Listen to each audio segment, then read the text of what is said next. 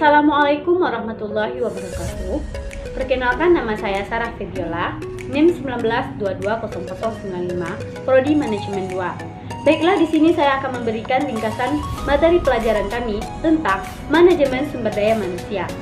Yang saya hormati Bapak dosen pengampu kami, Bapak Muhammad Hendra SEMM, dan yang saya sayangi teman-teman seperjuangan. Baiklah, di sini kita akan membahas yang pertama tentang ruang lingkup manajemen sumber daya manusia. Apa sih ruang lingkup manajemen sumber daya manusia itu? Yang pertama, kita harus mengetahui dulu apa itu manajemen. Manajemen berasal dari kata manage, yaitu mengatur, mengelola, dan mengawasi. Sedangkan manajemen sumber daya manusia, yaitu mengatur dan mengawasi jalannya tenaga kerja dengan memanfaatkan sumber daya manusia. Manajemen sumber daya manusia yaitu proses perencanaan, pengorganisasian, pengarahan, dan pengendalian terhadap kegiatan pengadaan, pengembangan, dan kompensasi pemeliharaan dan pemerhatian sumber daya manusia agar tercapainya berbagai tujuan individu, organisasi, dan masyarakat. Ruang lingkup manajemen sumber daya manusia ada 7. Yang pertama, perencanaan. Yang kedua, penganalisis. Yang ketiga, rekrutan dan penyeleksian. Yang keempat, memperkenalkan latar belakang perusahaan. Yang kelima, pelatihan dan pengembangan. Yang keenam, penilaian prestasi dan kinerja karyawan. Yang ketujuh, motivasi karyawan. Yang kedua, kita akan membahas tentang perencanaan sumber daya manusia. Apa sih perencanaan sumber daya manusia? Perencanaan adalah proses mengantisipasi dan membuat ketentuan persyaratan untuk mengatur arus gerakan tenaga kerja ke dalam, di dalam, dan keluar organisasi.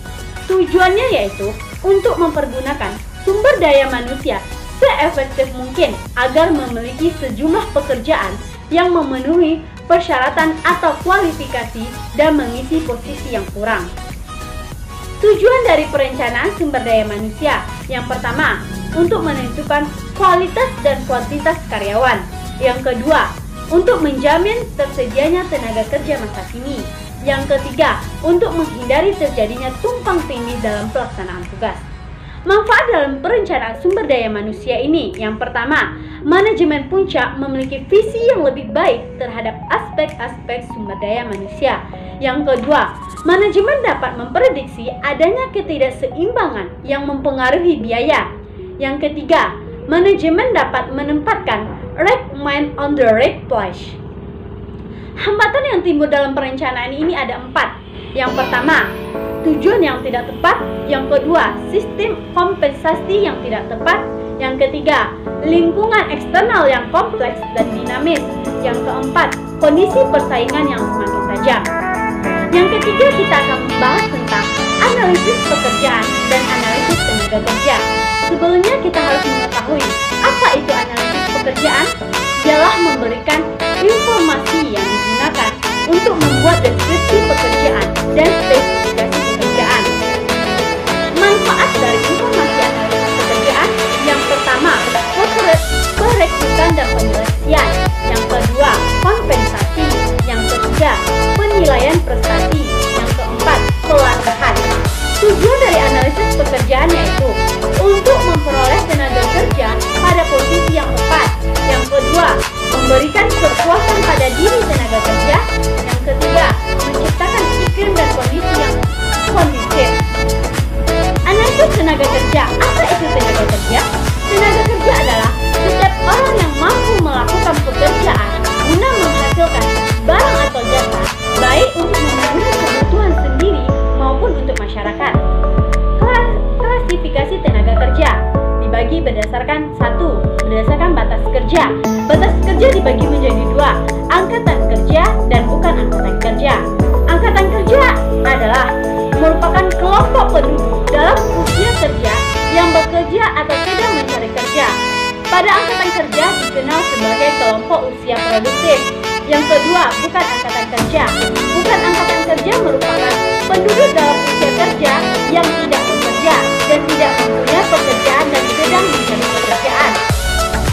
Kelompok tenaga kerja bukan angkatan kerja ini disebut sebagai pengangguran. Yang kedua, berdasarkan kualitas tenaga kerja dibagi menjadi 3 bagian. Yang pertama, tenaga tenaga kerja terdidik. Yang kedua, tenaga kerja terampil. Yang ketiga, tenaga kerja tidak terdidik dan tidak terampil. Yang keempat, yaitu kita membahas tentang penarikan tenaga kerja. Apa sih penarikan tenaga kerja? Penarikan tenaga kerja adalah proses pencarian dan pemingkatan para calon karyawan pelamar yang mampu untuk melamar sebagai karyawan. Sebelum kita bahas tujuan dari penarikan tenaga kerja, alangkah baiknya kita mengetahui dulu poin penting apa itu tenaga kerja, apa itu karyawan, apa itu buruh, dan apa itu kerja. Yang pertama, tenaga kerja. Tenaga kerja adalah setiap orang yang mampu melakukan pekerjaan, baik di dalam maupun di luar hubungan kerja.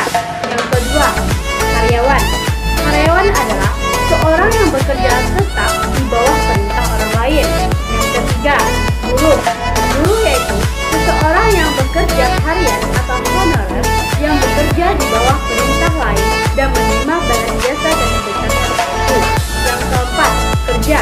Kerja itu sejumlah aktivitas fisik dan mental yang dilakukan seseorang untuk mengerjakan suatu pekerjaan. Apa sih tujuan dari penarikan tenaga kerja? Tujuan dari penarikan tenaga kerja yaitu untuk memenuhi kebutuhan kerja sesuai dengan persyaratan yang dituntut suatu pekerjaan. Sumber-sumber penarikan tenaga kerja. Yang pertama, dari dalam perusahaan, dan yang kedua dari luar perusahaan. Dari dalam perusahaan yaitu penarikan tenaga kerja yang bersumber dari dalam perusahaan yang dilakukan bila jumlah kebutuhan tenaga kerja sedikit. Yang kedua, dari luar perusahaan. Perusahaan akan melakukan penarikan calon tenaga kerja dari luar perusahaan dengan alasan perluasan usaha perusahaan. Yang kelima, kita akan bahas tentang seleksi tenaga kerja. Apa itu seleksi? Seleksi adalah proses untuk memilih pelamar untuk dijadikan karyawan dan menempatkan mereka pada posisi yang dibutuhkan oleh organisasi. Dengan kata lain, seleksi adalah suatu proses pencocokan kebutuhan dan persyaratan organisasi terhadap keterampilan dan kualifikasi para pekerja. Tujuan dari seleksi yaitu yang pertama, menjamin perusahaan memiliki karyawan yang tepat untuk suatu jabatan atau pekerjaan. Yang kedua, memastikan keuntungan investasi sumber daya manusia perusahaan. Yang ketiga, mengevaluasi dan mempekerjakan dan penempatan pelamar sesuai minat. Yang keempat, memperlakukan pelamar secara adil dan meminimalkan diskriminasi. Yang kelima, memperkecil munculnya tindakan buruk karyawan yang seharusnya tidak diterima. Metode dalam pengadaan seleksi ini dibagi menjadi dua. Yang pertama, metode ilmiah, dan yang kedua, metode non-ilmiah. Yang keenam ini kita akan membahas tentang penempatan dan program orientasi. Penempatan dan program orientasi ini terbagi menjadi dua kata. Yang pertama, penempatan, dan yang kedua, program orientasi. Apa itu penempatan? Penempatan yaitu tindak lanjutan dari proses seleksi yang menempatkan calon karyawan yang diterima lulus seleksi pada jabatan, pekerjaan yang membutuhkannya dan mendelegasi wewenang tersebut. Sedangkan program orientasi yaitu memperkenalkan karyawan baru pada perusahaan, kelompok kerja, lingkungan kerja, dan atasan. Jenis-jenis penempatan dibagi menjadi tiga bagian. Yang pertama, promosi. Yang kedua, transfer. Yang ketiga, demosi. Yang pertama, promosi. Apa itu promosi? Promosi yaitu menaikkan jabatan seseorang ke jabatan yang lebih tinggi dengan tanggung jawab yang lebih besar. Promosi dibagi menjadi dua bagian. Yang pertama karena prestasi dan yang kedua karena senioritas. Yang kedua yaitu transfer. Apa itu transfer? Transfer yaitu karyawan yang dipindahkan ke posisi yang setara baik dari segi bayaran, tanggung jawab, dan level organisasi. Yang ketiga yaitu demosi. Demosi yaitu karyawan yang dipindahkan ke yang lebih rendah. Tujuan dari orientasi ini yang itu untuk membantu para karyawan baru untuk menyesuaikan diri dan memperkenalkan mereka pada peran mereka masing-masing. Manfaat dalam mempelajari program orientasi ini yang pertama, mengurangi kecemasan karyawan.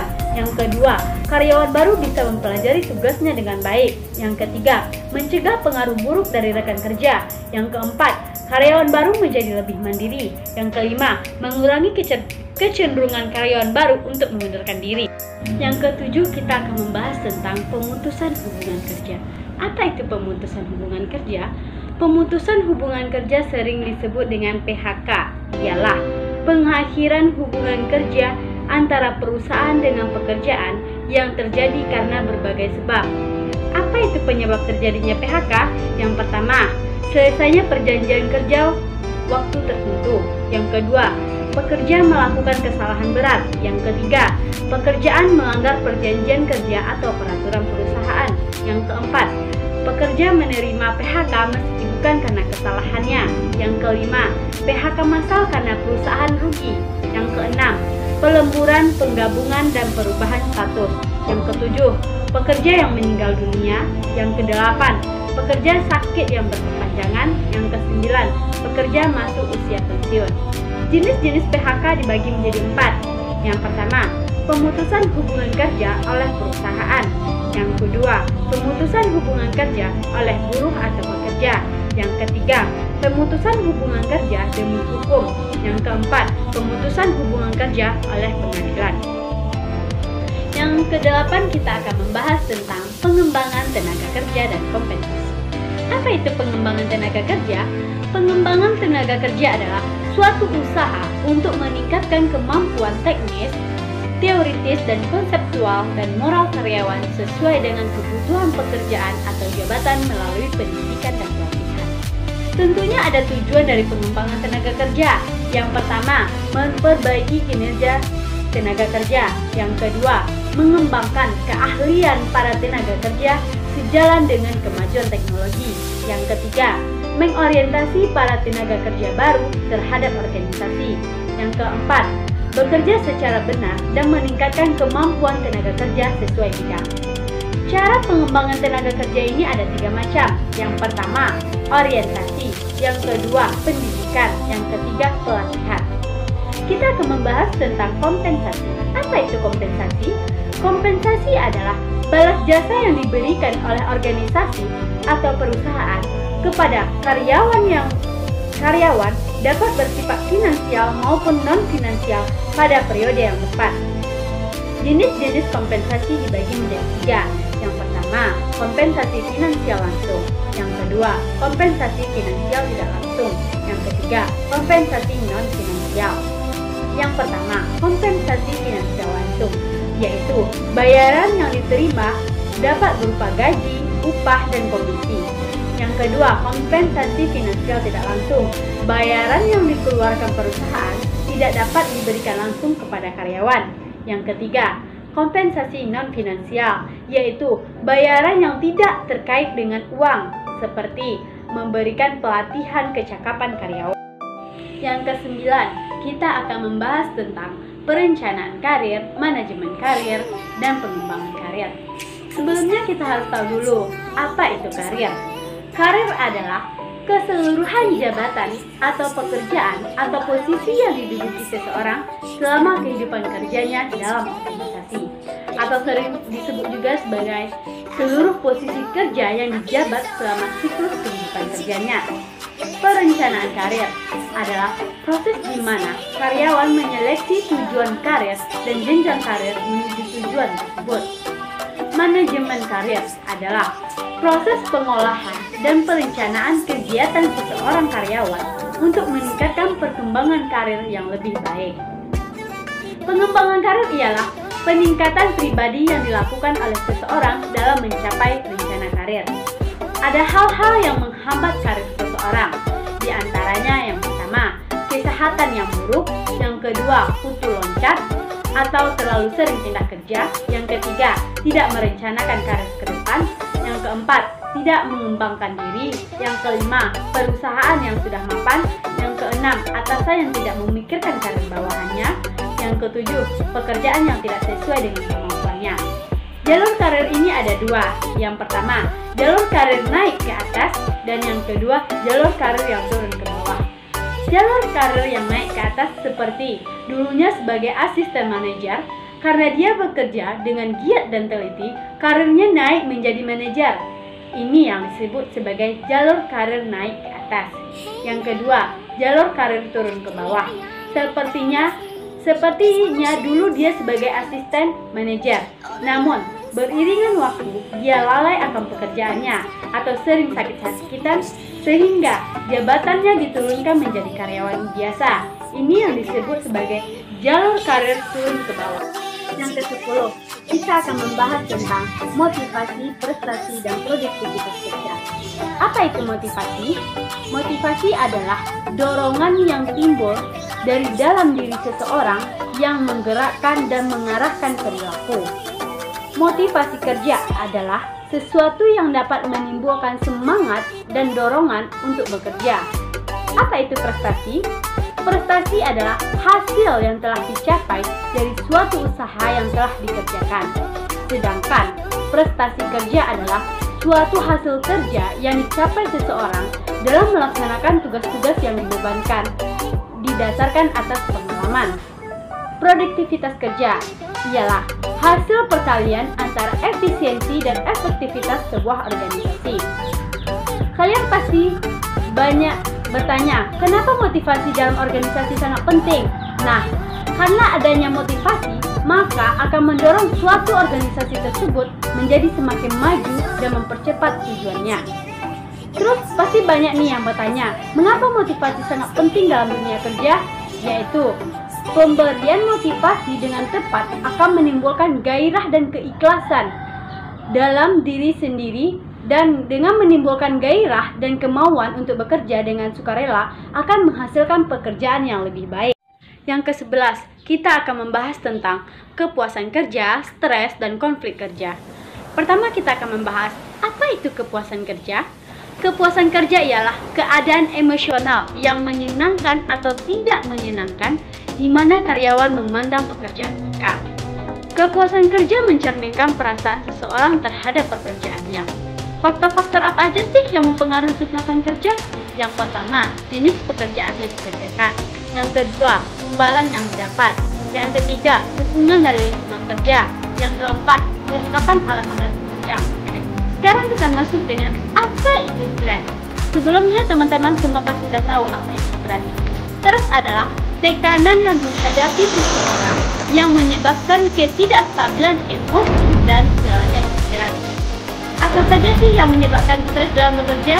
Yaitu pertama, beban kerja yang terlalu banyak. Yang kedua, imbalan yang terlalu rendah atau tidak sesuai dengan hasil kerja. Yang ketiga, masalah eksistensial atau keinginan. Yang keempat, masalah keluarga atau lingkungan sosial. Nah, bagaimana cara mengatasi stres? Yang pertama, kelola dengan baik. Yang kedua, lakukan aktivitas. Yang ketiga, relaksasi. Dan keempat, hiburan atau refleksi. Kalau kita mempelajari apa itu kepuasan kerja dan konflik kerja, maka sekarang kita akan membahas tentang apa itu konflik kerja.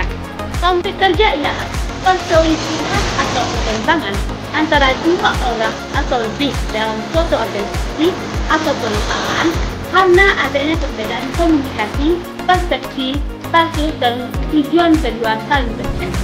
Yang kedua, kita akan membahas tentang budaya, perubahan, dan pengetahuan. Budaya organisasi. Budaya organisasi bisa diartikan sebagai strategi ataupun pedoman yang diterapkan oleh ataupun kelompok dalam usaha. Apa sih fungsi dari budaya organisasi? Kita bahas lebih lanjut. Misalnya, perasaan berlebihan dan menyampaikan perasaan. Yang kedua, para semua organisasi yang anggota. Yang ketiga, dan bagian dan keempat, bisa dikontrol. Yang kelima, mendorong dan meningkatkan kinerja aktivitas baik dalam bekerja dan bidang. Yang keenam, penentu arah organisasi mana yang boleh berjalan. Perubahan organisasi, perubahan atau berubah secara teknologi dapat bermanfaat pada usaha dan untuk membuat sesuatu berbeda dari sebelumnya. Tentu saja perubahan organisasi ini pengaruh atas yang pertama, faktor internal, yang kedua, apa itu? Penyimpangan organisasi itu perubahan yang terjadi. Perubahan tersebut memiliki kemajuan dan modernisasi. Lalu kemudian terjadi penyimpangan yang sangat dominan. Dalam pengembangan organisasi ini yaitu untuk meningkatkan kinerja keseluruhan perusahaan dengan meningkatkan produktivitas. Yang ke-13, kita akan membahas tentang audit sumber daya manusia. Audit adalah kegiatan pemeriksaan terhadap suatu kesatuan ekonomi yang dilakukan seseorang atau kelompok atau lembaga independen yang bertujuan untuk mengevaluasi atau mengukur lembaga atau perusahaan dalam melaksanakan tugas atau pekerjaan dengan kriteria yang telah ditentukan. Tujuan dari audit sumber daya manusia yang pertama, menilai efektivitas dari fungsi sumber daya manusia. Yang kedua, menilai apakah program atau aktivitas sumber daya manusia telah berjalan secara ekonomis, efektif, dan efisien. Yang ketiga, memastikan ketaatan berbagai program atau aktivitas sumber daya manusia terhadap ketentuan hukum, peraturan, dan kebijakan yang berlaku di perusahaan. Yang keempat, mengidentifikasi berbagai hal yang masih dapat ditingkatkan terhadap aktivitas sumber daya manusia dan menunjang kontribusi yang terhadap perusahaan. Yang kelima, merumuskan berbagai langkah perbaikan yang tepat untuk meningkatkan ekonomisasi, efisiensi, dan efektivitas berbagai program atau aktivitas sumber daya manusia. Pendekatan audit sumber daya manusia yang pertama, menentukan ketaatan pada hukum dan berbagai peraturan yang berlaku. Yang kedua, mengukur kesesuaian program dengan tujuan organisasi. Yang ketiga, menilai kinerja program. Langkah-langkah audit sumber daya manusia. Yang pertama, audit pendahuluan. Yang kedua, review dan pengujian pengendalian manajemen atas program-program sumber daya manusia. Yang ketiga, audit lanjutan. Yang keempat, pelaporan. Yang kelima, tindak lanjut. Yang ke-14, kita akan mempelajari tentang pemeliharaan sumber daya manusia. Apa sih pemeliharaan itu? Yuk kita pelajari lebih lanjut. Pemeliharaan adalah usaha untuk mempertahankan atau meningkatkan kondisi fisik, mental, dan sikap karyawan agar mereka tetap loyal dan bekerja produktif untuk menunjang tercapainya tujuan perusahaan. Sedangkan pemeliharaan sumber daya manusia ialah suatu kegiatan manajemen untuk mempertahankan stamina sumber daya manusia dalam melakukan pekerjaan dalam perusahaan. Adapun tujuan dari pemeliharaan sumber daya manusia yaitu yang pertama, untuk meningkatkan produktivitas kerja karyawan. Yang kedua, meningkatkan disiplin dan menurunkan absensi karyawan. Yang ketiga, meningkatkan loyalitas dan menurunkan turnover karyawan. Yang keempat, memberikan ketenangan, keamanan, dan kesehatan karyawan. Yang kelima, meningkatkan kesejahteraan karyawan dan keluarga. Yang keenam, memperbaiki kondisi fisik dan mental dan sikap karyawan. Yang ketujuh, mengurangi konflik serta menciptakan suasana yang harmonis. Asas-asas yang ada dalam pemeliharaan sumber daya manusia. Yang pertama, asas manfaat dan efisiensi. Yang kedua, asas kebutuhan dan kepuasan. Yang ketiga, asas keadilan dan kelayakan. Yang keempat, asas peraturan legal. 5. Asas kemampuan perusahaan. Program kesejahteraan. Program kesejahteraan karyawan adalah balas jasa perlengkapan, material dan non-material yang diberikan berdasarkan kebijaksanaan. Pemberian kesejahteraan akan menciptakan ketenangan, semangat kerja, dedikasi dan disiplin, sikap dan loyal karyawan terhadap perusahaan. Ada beberapa macam yang bisa dilakukan perusahaan dalam pemeliharaan kesehatan sumber daya manusia. Yang pertama, penyediaan poliklinik khusus milik perusahaan. Yang kedua, penyediaan dokter perusahaan. Yang ketiga, pemberian asuransi kesehatan atau penggantian biaya pemeliharaan kesehatan. Itulah rangkuman dari materi pelajaran Manajemen Sumber Daya Manusia dari pertemuan 1 sampai pertemuan 14 yang dapat saya sampaikan. Terima kasih. Assalamualaikum warahmatullahi wabarakatuh.